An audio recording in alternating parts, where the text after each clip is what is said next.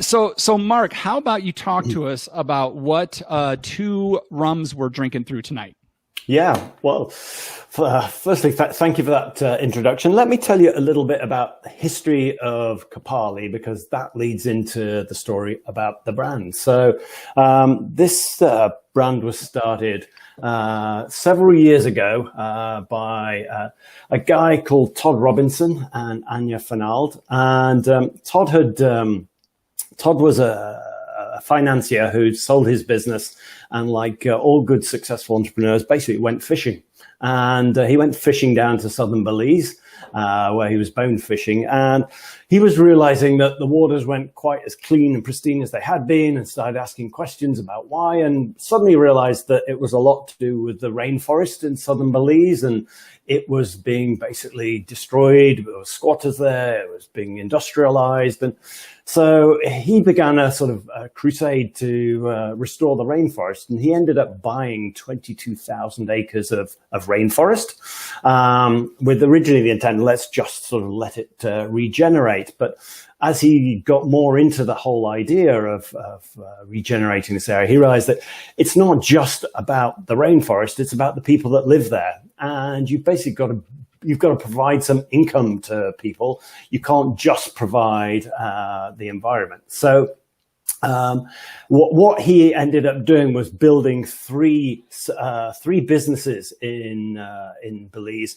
which are all designed to basically give employment to the local population. So he's built an eco-tourist lodge there. He's built a chocolate factory, basically, and he's built a rum distillery. But all three businesses have been built very much with sort of green principles in mind. And so if we take the distillery, which will lead us into the rum, the distillery has been built right from the start to ensure that it had no carbon footprint. So, most distilleries, most of them were built a long time ago before anyone ever even worried about things like, carbon footprint. But this was designed in sort of 2016, and it was very clearly designed to have no carbon footprint. So, one of the things that we do, for example, is the whole distillery is powered by biomass. That's what that drives the whole distillery. The sugarcane, and we'll talk a bit about all of that, but all the sugarcane is organic. It's all grown within 2 miles of the distillery. And so it's very much a reflection of the local environment. The types of sugarcane that we chose to use are very much local variants of the sugarcane.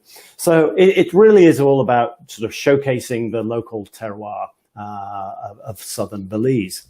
I think we're ready to get into the interview portion. You gave us a huge overview of everything that you're doing down at Copalli, but I had a couple questions from the Peanut Gallery.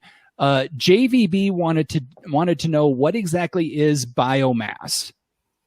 Where was that question? Yeah, great question. So if you remember, I told you we take the sugar cane and we basically squeeze it through a sort of an old wringer that you sort of recognize from drying clothes almost. It's that kind of process.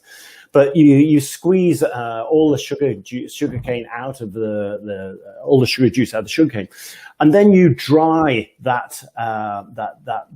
leftover fiber that you've got. It's actually called bagasse, and once you dry it, that is the biomass. That could be a term that you use in next week's show. What is bagasse? But bagasse is the biomass, which when we dry it out, that's what basically we use to heat the stills. And so are you creating biodiesel from that, or?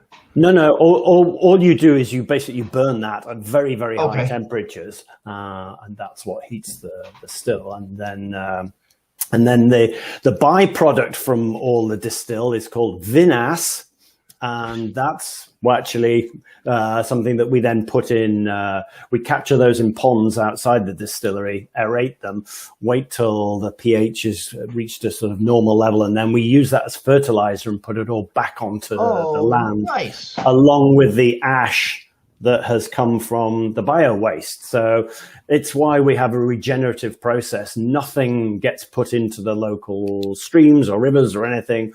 Everything is reprocessed and used back in the